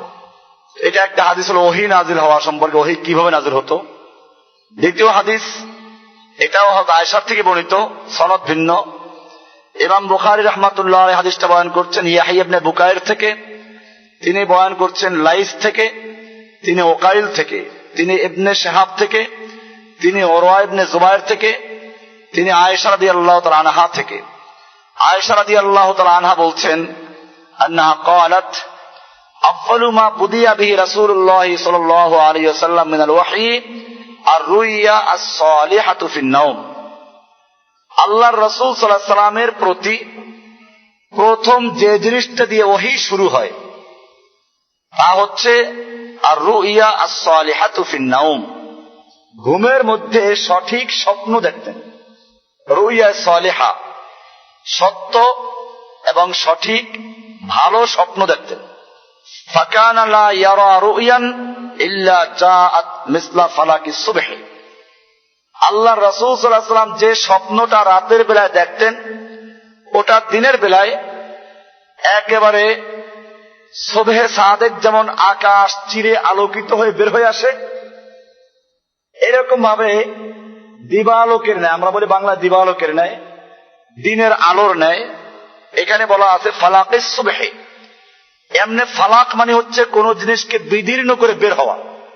একটা দানা, এটা চিরে যেমন তার থেকে গাছের চারা বের হয়, অঙ্কুর বের হয়, ওটাকে বলা হয় ফালাক। এখানে বলা আছে মিসলা ফালাকিস সুবহ, সকাল যেরকম, সকালের আলো যেরকম অন্ধকারকে চিরে, অন্ধকারকে বিদীর্ণ করে বের হয়ে আসে, আল্লাহর নবী সাল্লাল্লাহু আলাইহি ওয়াসাল্লাম রাতের বেলা যে স্বপ্ন দেখতেন দিনের বেলায় সেটা এরকম আলোকিত এবং বাস্তবায়িত হতো। ফাকানা লা ইয়ারা রুয়ান ইল্লা জাআত মিসলা ফালাকিস সুবহ, এভাবে চললো। মুহাদ্দিসিনে কেরাম বা অন্য হাদিসে আছে যে এটা প্রায় 6 মাস পর্যন্ত এরকম আল্লাহর রাসূল সাল্লাল্লাহু আলাইহি ওয়াসাল্লাম স্বপ্ন দেখতেন, এবং রাতের বেলা যে স্বপ্ন ঘুমে দেখতেন দিনে ওটা একেবারে বাস্তবায়িত হতো, দিবালোকের মতো, দিনের আলোর মতো বাস্তবায়িত হতো। সুম্মা হুব্বিবা ইলাইহিল খালাউ, এরপরে আল্লাহর রাসূল সাল্লাল্লাহু আলাইহি ওয়াসাল্লামের কাছে নিসর্গতা, নির্জনতা বা একাগ্রতা, এটা আল্লাহর রাসূলের কাছে প্রিয় হয়ে উঠল। হুব্বিবা মানে প্রিয় হয়ে দেখা দিল, আল্লাহর রাসূলের কাছে প্রিয় করা হয়েছে আল খালা, নির্জনতা, একাগ্রতাকে। ওয়া কানা ইয়াখলু বিগারি হিরাইন, আল্লাহর রাসূল সাল্লাল্লাহু আলাইহি ওয়াসাল্লাম এই সময় গারে হেরাতে গিয়ে অবস্থান করতেন। ইয়াখলু খালওয়াত, নির্জনতা অবলম্বন করতেন। ফায়াতাহান্নাসু ফীহি, সেখানে গিয়ে তাহান্নুস করতেন। তাহান্নুসের ব্যাখ্যা দিচ্ছেন ওয়া হুয়া আত-তাআব্বুদুল লায়ালি যাওয়াতিল আদাদ, একাধারে কয়েক রাত পর্যন্ত আল্লাহর ইবাদতে মশগুল থাকতেন। এতে বোঝা যায় যে আল্লাহ রাসূল সাল্লাল্লাহু আলাইহি ওয়াসাল্লাম আগেও ইবাদত করেছেন এবং মক্কার লোকেরা আগেও আল্লাহর ইবাদত করত, কারণ এখনো তো ওহী নাযিল হয় নাই। তাহলে কিসের ইবাদত করতেন? তাআব্বুদুল লাইয়ালি, ইবাদত করতেন, কয়েক রাত পর্যন্ত একাধারে ইবাদত করতেন। ক্বাবলা আন ইয়ানজিআ ইলা আহলিহি, নিজের পরিবারের কাছে ফেরত আসার আগে, মানে ফেরত আসতেন না, কয়েক রাত থাকতেন। ওয়া ইয়াতাযাব্বাদু লিযালিকা, এবং এটার জন্য তিনি খাবার এবং তার আসবাবপত্র সাথে নিয়ে যেতেন। ইয়াতাযাব্বাদু জাত বলা হয় সফরের জন্য যে উপকরণ প্রয়োজন হয়, এটা আল্লাহ নবীর সঙ্গে নিয়ে যেতেন। এখানে পরিষ্কার আছে যে আল্লাহ নবী সাল্লাল্লাহু আলাইহি ওয়াসাল্লাম কয়েকদিনের খাবার দাবার যা প্রয়োজন এগুলো সঙ্গে নিয়ে যেতেন। খাদিজা রাদিয়াল্লাহু তাআলা আনহা ওই পাহাড়ে উঠতেন, যাইতেন, এর কোনো সহিহ রিওয়ায়াত নেই। ওইখানে গেলে দেখছি, আমি উঠছি পাহাড়ে, কয়েকবারই উঠছি, আগে যখন হালকা পাতলা ছিলাম আর একটু, তখন উঠছি, দৌড়েই উঠছি। এখন উঠতে গেলে খবর হয়ে যায়, অনেক উচ্চতে, প্রায় নিচের থেকে 3 মাইল উপরে। এরপরে পাহাড়ের মাথায় উঠে একটা চিপা জায়গা দিয়ে আরেক পাশে যেতে হয়। এরপরে ওখানে গিয়ে 3টা পাথর, এই 3টে পাথরের নিচে একটা গুহা। এটা যদি ঠিক মতো দাঁড়ায় তাহলে একজনের জায়গা, আর কষ্ট করে দাঁড়ায় তার 2 পাশে 2 জন দাঁড়াইতে পারে, 3 জন দাঁড়াইতে পারে। এরকম একটা গুহার নাম হচ্ছে গারে হেরা। আমি গারে হেরাতেও গেছি, এটা যাওয়া কোনো ইবাদত না আবার যে আপনারাও যাইবেন বরকতের জন্য, তা না, দেখার জন্য, ঐতিহাসিক জায়গা, দেখা তো যায়। গারে সুরেও গেছি সেই দেখার জন্য, যেখানে আল্লাহ রাসূল সাল্লাল্লাহু আলাইহি ওয়াসাল্লাম আত্মগোপন করেছিলেন, হিজরতের প্রাককালে যেখানে আত্মগোপন করেছিলেন। তো গারে হেরা হচ্ছে একটা গুহার নাম। ওই গুহাটা যেই পাহাড়ে, ওই পাহাড়টার নাম হচ্ছে জাবালে নূর। কি নাম? জাবালে নূর হচ্ছে পাহাড়ের নাম। জাবালে নূর এজন্য বলা হয়, অন্যান্য পাহাড়গুলো একটু কালাচে, কিন্তু ওই পাহাড়টা একটু লালচে মনে হয়, অন্যান্য পাহাড় থেকে দেখতে একটু ব্যতিক্রম মনে হয়। তো এই জন্য ওটাকে বলা হয় জাবালে নূর, আলোকিত পাহাড়। ওই জাবালে নূরের একটা গুহার নাম হচ্ছে গারে হেরা। কাজে গারে হেরা কোনো পাহাড়ের নাম না।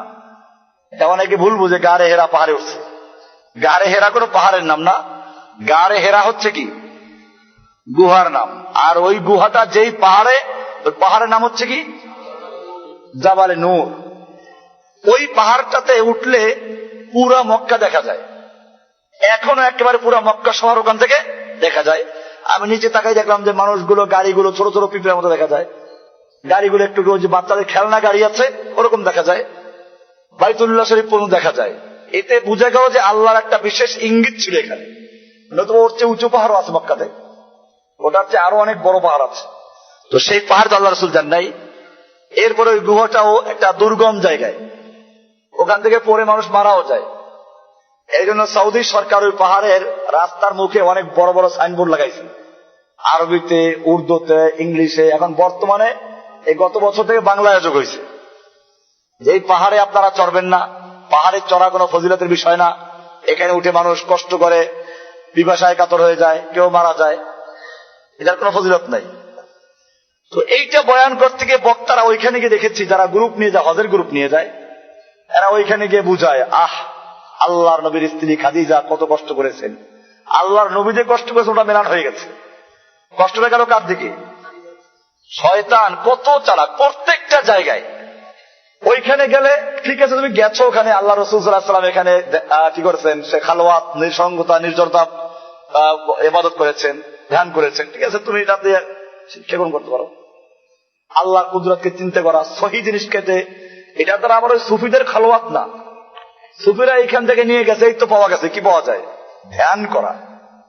এই জন্য একদম খালি ভাবনা, ধ্যান করে, এদের ইবাদত না। এদের ইবাদত কি?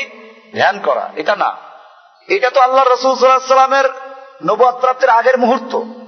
আল্লাহর কুদরত, আল্লাহর রহস্য ইব্রাহিম আলাইহিস সালামও করেছেন। ইব্রাহিম আলাইহিস সালাম রাতের বেলায় বসে গেছেন, তারকা নিয়ে গবেষণা করছেন, এটা রব। তাহলে এখন কি আপনিও তারকাকে রব বলবেন? ও তো শিরিক। মানে তারকাকে রব বলেছেন না, ওখানে আছে। এরপরে তারকা যখন দেখলো ডুবে যায়, কয়েকদিন পর দেখা গেল আবার কি করে, পূর্ণিমার চাঁদ। তো পূর্ণিমার চাঁদ এইটা আবার রব। এরপরে দেখে যে না তার চাপটাও আস্তে আস্তে আবার চিকন হয়ে যায়, এটা রব হতে পারে না। যা ক্ষয় হয় লয় হয়, এগুলো রব হতে পারে না। আবার কয়েকদিন পর সূর্যের দিকে তাকাইলেন, তো মনে করেন এটা সূর্য। মানুষের চিন্তার পরিবর্তন হয়। আপেল তো সবসময় পড়ে, আপেল সবসময় গাছ থেকে পড়ে না। ওই বিজ্ঞানী যদি আপেল গাছের নিচে বসে রইল, হঠাৎ করে আপেল পড়লো, আর তিনি এখান থেকে মধ্যাকর্ষণ আবেশন করে ফেললেন। কেন উনি আপেল পড়া আগে দেখেন নাই? কত কিছু তো পড়ে, গাছের পাতা পড়ে, আপেল পড়ে, কমলা পড়ে, বড়ই পড়ে, তাল পড়ে। তাল তো বেশি, তাল পড়ার প্রবাদ আছে। তাল পড়া দিয়ে উনি মধ্যাকর্ষণ আবিষ্কার করতে পারতেন না? এটা হচ্ছে মানুষের এক এক সময় এক একটা মুহূর্ত চিনতে আসে। তো যাই হোক, ইব্রাহিম আলাইহিস সালাতু ওয়াস সালাম সূর্যের দিকে তাকাইলেন। সূর্য আগেও ছিল, তো এবারে বুঝলেন যে সূর্য রব। আচ্ছা, উনি যেই মুহূর্তে চন্দ্রকে রব বললেন, সূর্যকে রব বললেন, তারকাকে রব বললেন, এগুলো শিরিক কিনা? এগুলো অবশ্যই শিরিক। বাকি হচ্ছে উনি গবেষণা করছিলেন, এগুলো গবেষণা, উনি এগুলোকে চূড়ান্ত সিদ্ধান্ত নেন না, মনে করেন এটা হতে পারে। অর্থাৎ ওই জাতি যা করে তা না, এটা নিশ্চিত। তাহলে কে? এটা খোঁজার জন্য তিনি এই তালাশে ছিলেন। আর তালাশ করতে গিয়ে যদি কেউ ভুলের মধ্যে যায়, হকের তালাশে আছে, আল্লাহ তাআলা তাকে হকের পথ দেখাবেন। একটু তিনি ভুল করেছিলেন। উনি ওখানে দেখেন, কোরআনে খুলে দেখবেন, ওখানে লেখা আছে এই যে তারকা নিয়ে গবেষণা করছেন, চাঁদ নিয়ে গবেষণা করছেন, আর আগে বলেন নাই যে আমাকে আমার রব যদি হেদায়েত দেন তাহলে হেদায়েত পাবো, নইলে ধ্বংস হয়ে যাবো, এটা বলেন নাই। যে কারণে আল্লাহ তাআলা তাকে সুযোগ দিয়েছেন, ঠিক আছে করো। এই জন্য আমরা বারবার বলি হেদায়েত আল্লাহর কাছে আবেদন করতে হবে, চাইতে হবে। আল্লাহ তাআলা শিখিয়ে দিয়েছেন ইহদিনাস সিরাতাল। আবু তালেব হেদায়েত না পাওয়ার একমাত্র কারণ এটাই। আবু তালেবের নাম ছিল আবু তালেব, তালেবের বাপ। তালেবের কি বাপ। তারপর তলব ছিল না, কি ছিল না? তলব ছিল না, হেদায়েত পায় নাই। তো এই জন্য এরপরে ইব্রাহিম আলাইহিস সালাম কি সুন্দর করে বললেন, লাইল্লাম ইয়াহদিনি রব্বি।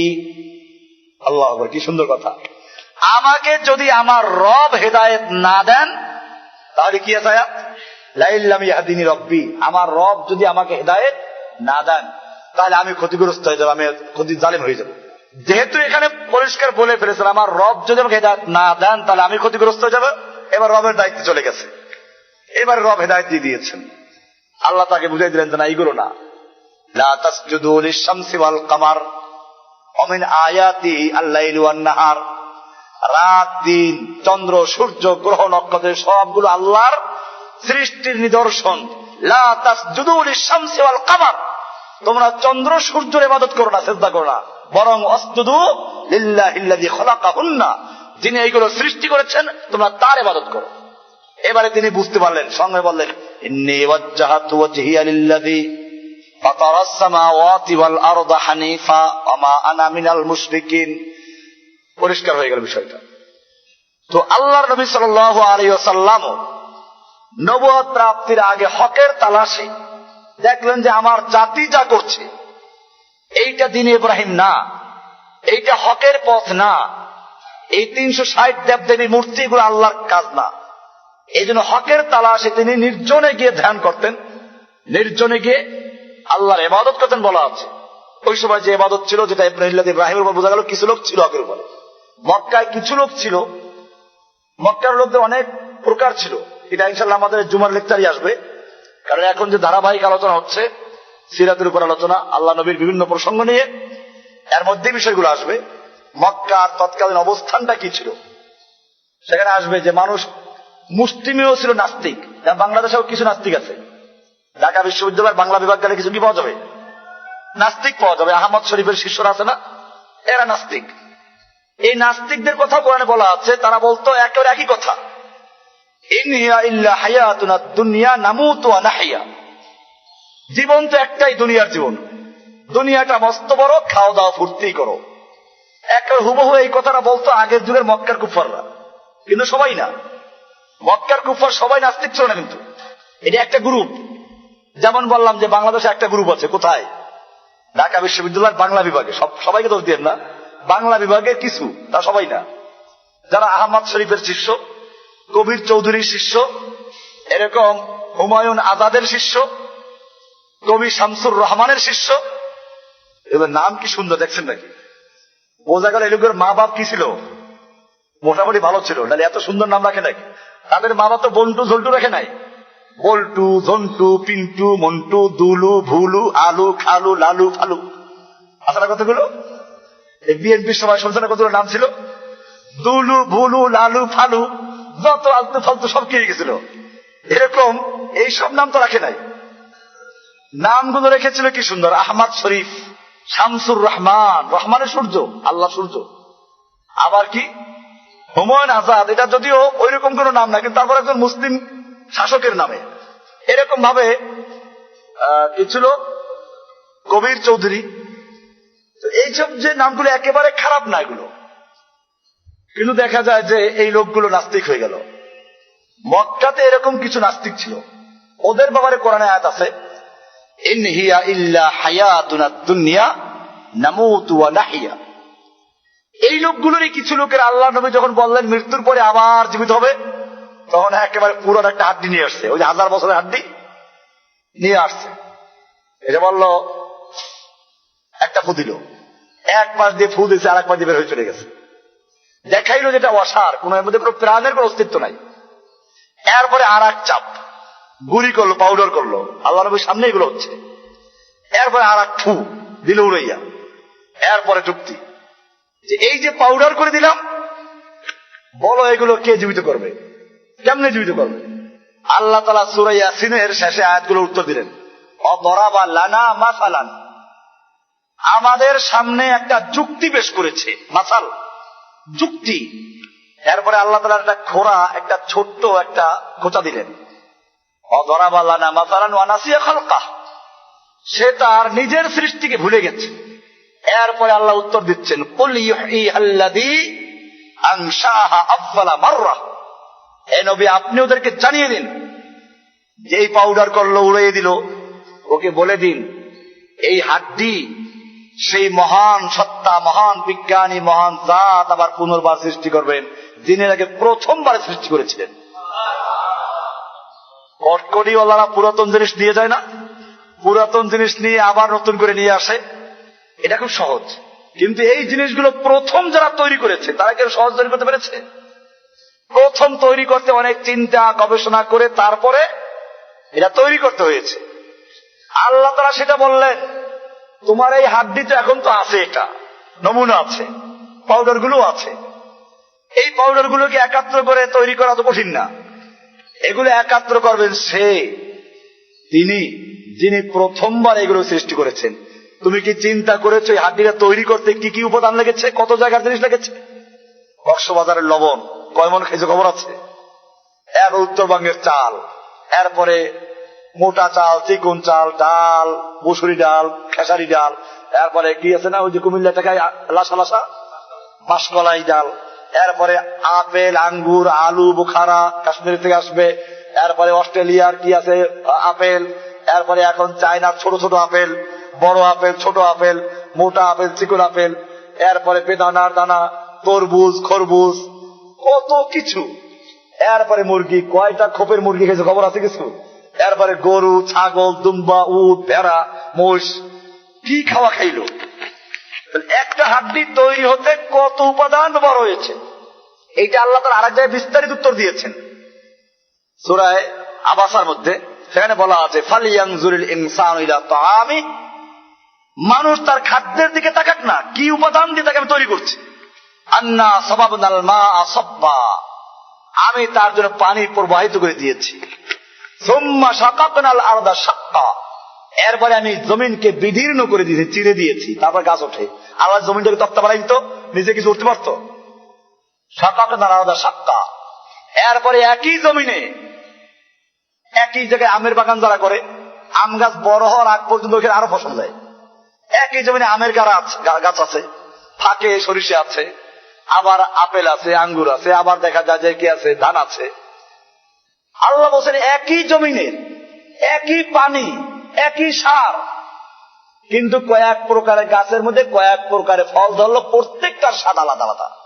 আন্না সাবাবনাল মা সাব্বা সুম্মা শাকাকনাল আরদা শাক্কা, এরপরে আমি জমিনকে বিদীর্ণ করেছি, তারপরে ফাআমবাতনা ফিহা হাব্বা ওয়া ইনাবা ওয়া কাদবা, আমি তোমাদের জন্য ওই জমিনের থেকে বের করেছি ইনাবান ওয়া কাযবা হাব্বান, বিভিন্ন প্রকার দানা, শস্য দানা, হাব্বান দানা জাতীয়, বাদাম, ধান, গম, আর এগুলো কত প্রকার, আবার ভুট্টা, কত প্রকার। এরপরে আবার ইনাবান আঙ্গুর, বিভিন্ন ফল।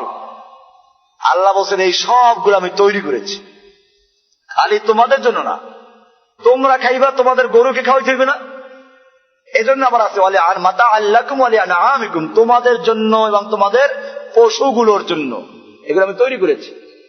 আল্লাহ বলছেন যে এই সব কিছু উপাদান দিয়ে যিনি তোমাকে প্রথমবার তৈরি করেছেন তিনি তোমাকে আবার দ্বিতীয়বার তৈরি করতে পারবেন। এ হইল প্রথম প্রকার, যারা বললাম যে নাস্তিক ছিল মুসলিমও, তাদের জন্য কোরআন বলছে এগুলো। কিন্তু মক্কার সবাই নাস্তিক ছিল না, বেশিরভাগ ছিল আস্তিক, ধর্মমান্ত। এদের সম্পর্কে আমার আলোচনায় প্রায়ই পাবেন যে আল্লাহ তাআলা এদের সম্পর্কে বলেছেন যে হে নবী, আপনি যদি ওদেরকে জিজ্ঞেস করেন যে আসমান সৃষ্টি করেছে কে, তারা বলবে আল্লাহ। তাহলে এরা নাস্তিক ছিল না। আবু জাহেলও নাস্তিক ছিল না। আবু জাহেল যে আল্লাহ নবীর সঙ্গে যুদ্ধে লিপ্ত হয়েছে, এটাকে আপনারা মনে করেন যে সে ধর্ম মানত না, এই জন্য যুদ্ধে, সে ধর্মযুদ্ধ করেছে, জেহাদ করেছে। সে কি করেছে?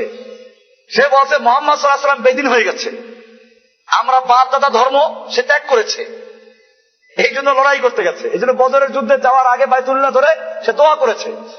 বদরের যুদ্ধের আগের রাত্রে সে দোয়া করে, যারা সিরাতে কিতাব পাবেন, যে আল্লাহ আমরা তোমার ঘর নির্মাণ করি, তোমার ঘরে সংস্কার করি, তোমার হাজীদেরকে পানি খাওয়াই, তাদেরকে মেহমানদারি করি, আর মুহাম্মদ সাল্লাল্লাহু আলাইহি ওয়াসাল্লাম একটা বেদিন হয়ে গেছে, আমাদের বাপ দাদা ধর্ম ত্যাগ করেছে, কাজী তুমি এই দুইটা দলের মধ্যে যেই দলটা তোমার কাছে হক তাদেরকে সাহায্য করো।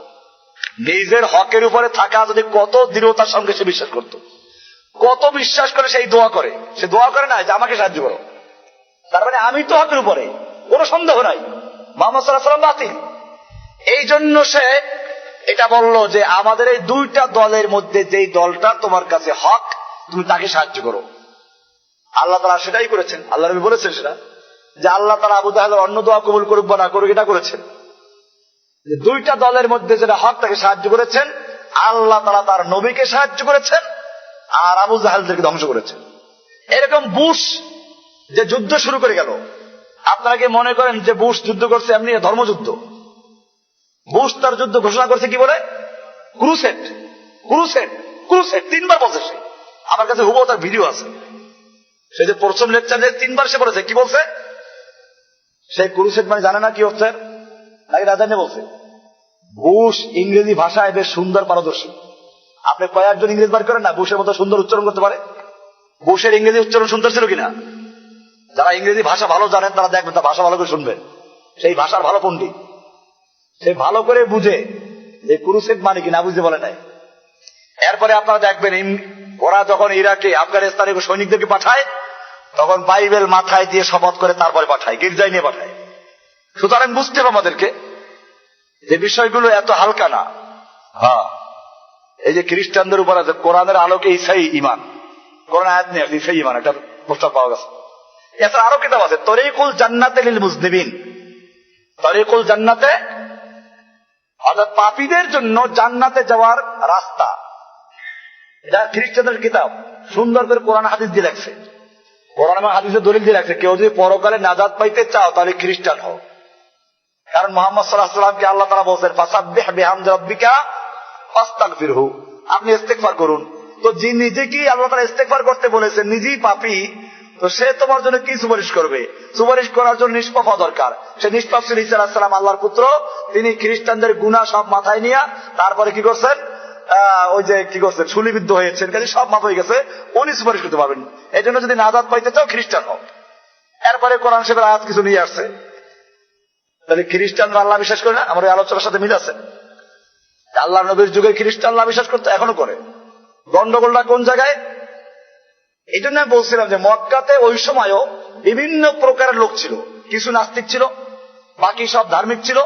এই ধার্মিকদের মধ্যে বেশিরভাগ মুশরিক ছিল। কি ছিল? মুশরিক ছিল। সেই মুশরিক গুলো কিন্তু আমাদের বর্তমান যুগের মুশরিকদের চেয়ে এত মারাত্মক ছিল না, এত ভালো ছিল। ওরা মূর্তি পূজা করত। কোরআনে বলা আছে মা না'বুদুহুম ইল্লা লিয়ুকাররিবুনা ইলাল্লাহি যুলফা। ওরা মূর্তি পূজা করত যে মূর্তিগুলো আমাদেরকে আল্লাহর কাছে পৌঁছে দিবে। আর আমাদের যুগেও তো মূর্তি পূজা আছে। এই যে রাস্তার মোড়ে মোড়ে মূর্তি, এখন ভাস্কর্যের মূর্তি, স্মৃতির মূর্তি, আরো কত মূর্তি পূজা হচ্ছে। এছাড়া কবরের মূর্তি, পীর মূর্তি, এগুলো পূজা করে। ওরা যেরকম ভাবে মূর্তিগুলোকে মাধ্যম মনে করে পূজা করত, আমাদের দেশের পীর সাহেবেরা লোকদেরকে কি বুঝায় যে জজের কাছে কোনো কথা বলতে গেলে উকিল ধরতে হয়, মাধ্যম লাগে। তো ঠিক আল্লাহকে পাওয়ার জন্য কি লাগবে? মাধ্যম লাগবে। তাহলে হুবহু মক্কার কুফফারদের সামনে মিল আছে, কোনো ব্যস্কম নাই। মক্কার কুফফাররা মূর্তি পূজা করত যেমন আল্লাহ পর্যন্ত পৌঁছে দেওয়ার মাধ্যম রূপে, ঠিক বর্তমান যুগের লোকেরাও মূর্তি পূজা করে না, পীর পূজা করে। কিসের জন্য? মাধ্যম হিসেবে। আর ওয়াসিতা তো বাইনাল্লাহি বাইনা আবদিহি, আল্লাহ এবং বান্দার মধ্যে একটা মাধ্যম, ভায়া। এটা সব পীরের মধ্যে আছে। আমরা এটা বলি না। পীর মানে যদি এই হয় যে কোরআন এবং হাদিসের কথা প্রচার করে, মানুষকে কোরআন হাদিস বুঝায়, যেমন আমরা কোরআন দর্শ দিচ্ছি, এরকম দিন বুঝায়, এই যদি একজন ওস্তাদ হিসেবে সে বুঝায়, আমাদের আপত্তি নেই। কিন্তু যদি উদ্দেশ্য এই যে না, ওনারা অনুনয় বিনয় করে আল্লাহর কাছে সুপারিশ করে পৌঁছে দেয়, হেদায়েত দিয়ে দেয়, তাহলে এটা কি? আমি চরমনের বই থেকে দেখাইছি, ভেদে মারেফাত, এই বই থেকে খুলে দেখাইছি। এখানে পরিষ্কার লেখা আছে যে বান্দা অসংখ্য গুনাহ করার ফলে আল্লাহ মাফ করতে চান না। পীর তখন অনুনয় বিনয় করে আল্লাহর কাছে সুপারিশ করে মাফ করান। তাহলে মক্কার কুফফাররা যে আকীদা পোষণ করত, আমার দেশের পীরেরা যে আকীদা পোষণ করে, এর মধ্যে কোনো পার্থক্য আছে? কোনো পার্থক্য নেই। এবং ওখানে লেখা আছে আরেক বইতে, বেদে কি আছে, মাওয়াজে সাকে লেখছে যে 2 পীরে 2 ডানা ধরে বেহেশতে নিয়ে যাবে, কোনো অসুবিধা নেই। আর এই কথাটা নিয়ে আসতে পারে আরেক পীরের থেকে। তো যাই হোক, যে বিষয়গুলো আমাদের মনে রাখতে হবে যে আল্লাহ রাসূল সাল্লাল্লাহু আলাইহি ওয়াসাল্লাম এখানে কয়েকদিন পর্যন্ত ইবাদত করতেন, ধ্যান করতেন। সেই ধ্যান বলতে আল্লাহর কুদরত, আল্লাহর সৃষ্টি এবং হকের তালাশ করতেন, যেভাবে সব নবীরাই করেছেন। আসহাবে কাহফ করেছে, ইব্রাহিম আলাইহিস সালাম করেছেন, এবং তারপরে আল্লাহ তাআলা তাদেরকে হকের সন্ধান দিয়েছেন।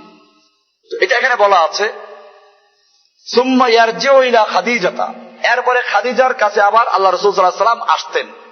ফায়াতাযাফফাদু মিসলিহা, আবার এরকম কয়েকদিনের জন্য খাবার নিয়ে যেতেন, সামান নিয়ে চলে যেতেন। ফায়াতাযাফফাদু মিসলিহা, যারা আলেমরা আছেন, মাদ্রাসার ছাত্র আছেন, আপনারা ভালো করে দেখবেন। আমার কথা যদি ভুল হয়, কেউ ভুল ধরে, আমাকে বলে দেবেন যেটা ভুল ধরছে। আমি এ পর্যন্ত কোন হাদিসে এটা সহিহ হতে পাই নাই যে খাদিজা নিয়ে যেতেন। তাছাড়া বুখারী যেখানে পরিষ্কার বলা আছে, তারপর আমার দরকার নাই। এখানে পরিষ্কার বলা আছে যে আল্লাহ রসুল কয়েকদিন খাবার নিয়ে যেতেন, পরিবারের কাছে আসার আগে তিনি থাকতেন ওখানে, এরপরে আবার কয়েকদিন খাবার নিয়ে যেতেন। সুম্মা ইয়ারজিউ ইলা খাদিজাতা, ইয়ারজিউ মানে রুজু করা, প্রত্যাবর্তন করা, আবার খাদিজার কাছে ফিরে আসতেন। তারপরে ফায়াতাযাফফাদু মিসলিহা, আবার এরকম কয়েকদিনের জন্য খাবার নিয়ে যেতেন। হাত্তা জাআহুল হক্কু, এইভাবে তার কাছে হক আসলো। ওয়া ফি গারে হিরাইন, তখনও তিনি গারে হিরায় অবস্থান করছিলেন। তো এখানে হক আসলো। ফাজাআহুল মালাকু, ফেরেশতা আসলেন। ফাকালা ইকরা, ফেরেশতা এসে বললেন যে ইকরা, পড়ো। ফাকালা, রাসূল সাল্লাল্লাহু আলাইহি ওয়াসাল্লাম বললেন, ফাকুলতু মা আনা বিকারিন, আমি বললাম যে আমি তো পাঠক নই, পড়তে পারি না। ইনশাআল্লাহ এই পর্যন্ত আজকে থাকলো। আগামী আলোচনায় ইনশাআল্লাহ এর পরে থেকে আলোচনা হবে। দারসুল হাদিস আপনারা নিয়মিত অংশগ্রহণ করবেন, ইনশাআল্লাহ অনেক কিছু জানা যাবে। আর আমরা ওই মুখস্থ যে বিদ্যা, এটা আর থাকবে না ইনশাআল্লাহ। আপনারা ঘরে গিয়ে প্রত্যেক হাদিস কিনবেন, কিনে আবার মিলাবেন, পড়বেন, তাহলে এটা স্থায়ী থাকবে। কিছু পয়সা খরচ করবেন কিতাবের জন্য। এটা আজকে বন্ধু রইল ইনশাআল্লাহ।